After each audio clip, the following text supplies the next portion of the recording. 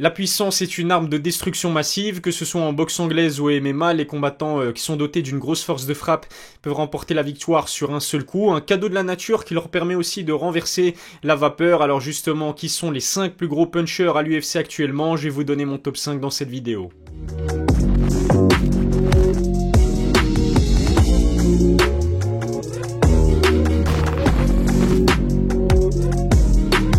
Salut à tous, c'est Elias, on se retrouve aujourd'hui pour une nouvelle vidéo. Ces 5 combattants peuvent éteindre la lumière sur un seul coup. C'est vrai qu'en tant que fan de sport de combat, on a toujours été fasciné par la puissance. On se souvient notamment de Mike Tyson qui possédait une telle force de frappe qu'il arrivait à en dissuader certains de ses adversaires de l'affronter sur le ring. Avec la récente victoire d'Alex Pereira face à Israel Adesanya, j'ai décidé de m'attarder aujourd'hui sur les 5 plus gros punchers présents à l'UFC actuellement. Donnez-moi votre top 5 en commentaire, j'ai hâte de voir si vous avez pensé aux mêmes combattants que moi. Les athlètes dont je vais vous parler disposent majoritairement de fibres musculaires rapides, des fibres qui les dotent d'une explosivité hors du commun, mais malheureusement, comme je le dis souvent, la nature ne vous dote que d'un seul cadeau à la fois, soit la puissance, soit l'endurance. Un Conor McGregor peut vous mettre KO dans les 2 premiers rounds, mais passé les 10 premières minutes du combat, sa puissance baisse drastiquement. L'oxygène mobilisé par les muscles et l'énergie dépensée pour mettre son adversaire hors d'état de nuire explique pourquoi ces gros punchers se fatiguent assez vite. Les critères pris en compte pour établir mon classement sont le ratio de victoire sur KO, la faculté à éteindre sur un seul coup, mais aussi la réputation. Étant donné leur poids, les heavyweights frappent évidemment beaucoup plus fort que tous les autres, et mon top 5 prend en compte la puissance générée proportionnellement par rapport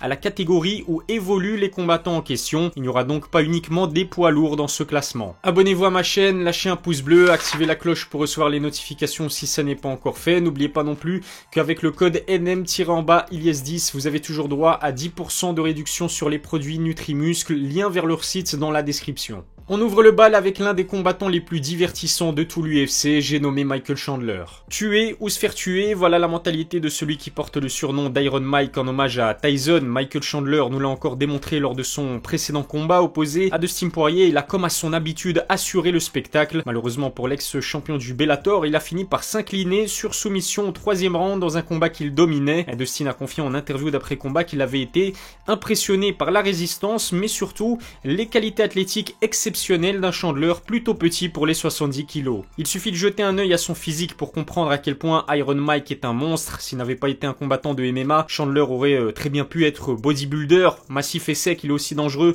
qu'il en a l'air. Il a par exemple réussi l'exploit de devenir le premier homme à mettre Tony Ferguson au tapis. Même les 143 frappes du surpuissant Justin Gaethje n'ont pas été suffisantes pour éteindre la lumière d'un Ferguson réputé pour son menton très solide. Michael l'a fait sur un seul coup en lui envoyant un front kick en plein dans la mâchoire.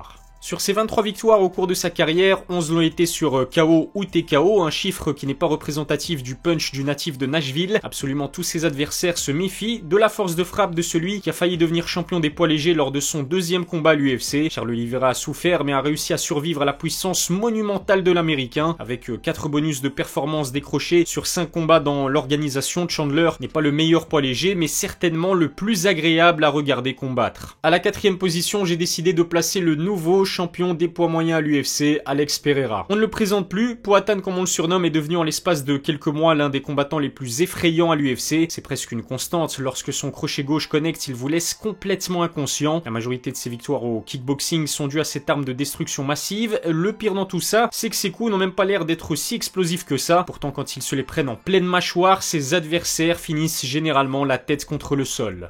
Israel Adesanya peut en témoigner, le stylebender a été la victime du fameux crochet gauche de Pereira au kickboxing alors qu'il dominait le 2e combat. Izzy s'est fait surprendre par ce véritable cheat code. Il a fini au sol et a mis plusieurs minutes avant de retrouver tous ses esprits. Récemment, c'est à l'UFC que les 2 rivaux se sont affrontés. Adesanya n'a certes pas fini KO, mais il le doit à l'intervention responsable de l'arbitre. Passé en mode survie contre la cage, la tête baissée, l'ex-champion des poids moyens a perdu sa ceinture après avoir subi plusieurs frappes dévastatrices envoyées par Alex Pereira. Quelques secondes en plus et cela aurait pu très mal finir. Avec 6 finishes en 7 victoires, le Brésilien a remporté plus de 90% de ses combats de MMA sur KO ou TKO. Alex Pereira est indéniablement le plus gros puncher de la catégorie des poids moyens. Il est d'ailleurs tout simplement énorme pour un combattant qui évolue chez les 84 kg. Après son cutting, il a l'habitude de prendre plus de 10 kg en 24 heures une fois la phase de réhydratation terminée. Cela ne m'étonnerait pas que l'ex-double champion du Glory Kickboxing dépasse les 100 kg les soirs du combat. Il est gigantesque. Sur la marche du podium, j'ai décidé de placer remplacer l'une des stars en devenir de l'UFC, Jiri Prochazka. Jiri s'inspire en fait de la philosophie des samouraïs et à l'image de Michael Chandler, il a une approche très offensive, voire même agressive, quitte à délaisser l'aspect défensif de son game. Le Tchèque est un combattant qui prend énormément de coups à chacun de ses combats, mais heureusement pour lui, il peut compter sur un menton en béton armé. En plus de sa solidité, il faut surtout dire qu'il est l'un des combattants les plus puissants de tout l'UFC à l'heure actuelle. Ça peut s'expliquer par des méthodes d'entraînement plutôt atypiques. Le nouveau champion des lourds légers a expliqué qu'il pouvait frapper un tronc d'arbre plus de 500 fois par jour. C'est peut-être la raison pour laquelle il a autant de facilité à démolir ses adversaires avec ses frappes. Récemment, il a même fait part à Ariel Helwani d'une méthode jamais vue jusqu'à présent. Ce grand taré de Prochazka expliquait qu'il avait passé 3 jours dans une pièce sombre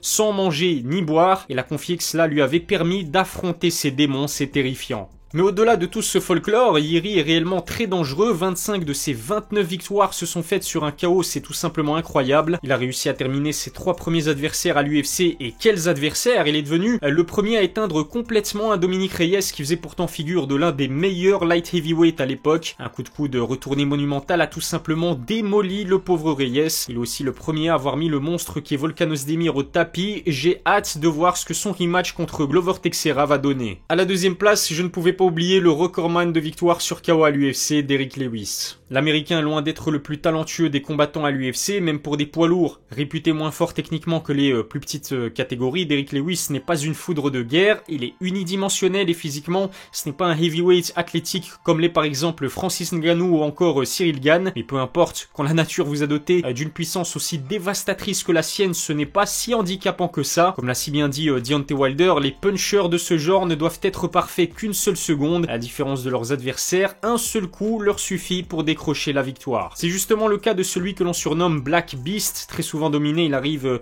presque toujours à connecter avec sa droite monumentale. Curtis Blaydes pourrait vous en parler, l'Américain avait utilisé sa lutte pour essayer de neutraliser la dangerosité de Derrick Lewis. Il n'a suffi que d'un uppercut de la bête pour complètement éteindre la lumière. Curtis a d'ailleurs raconté qu'il avait retrouvé tous ses esprits dans l'ambulance plusieurs minutes après la fin du combat. Avec 13 KO à son actif dans l'organisation, il est le recordman de ce genre de victoire à l'UFC. Sans surprise, Francis Ngannou occupe logiquement la première marche du podium. Impossible de réaliser un tel classement sans y inclure Francis Ngannou, le Camerounais certainement le poids lourd le plus effrayant de l'histoire de l'UFC. L'impact de sa droite ferait les mêmes dégâts qu'une Ford, roulant à pleine vitesse selon une étude révélée par Dana White. Francis a d'ailleurs battu le record de la frappe la plus puissante jamais enregistrée au Performance Institute de l'UFC. Il n'y a qu'à voir comment finissent les adversaires qu'il touche pour se rendre compte qu'il n'est pas un être humain lambda. Son KO monumental contre Alistair Overeem est encore dans tous les esprits. Alors certes, le néerlandais n'était plus à son prime, mais il n'avait jamais subi un coup d'une telle violence. L'uppercut envoyé par Francis Ngannou donnait vraiment l'impression qu'il était à 2 doigts de lui arracher la tête. Jairzinho a lui aussi subi la puissance de celui que l'on surnomme le prédateur pour une bonne raison. Le Surinamien a réussi à esquiver quelques coups,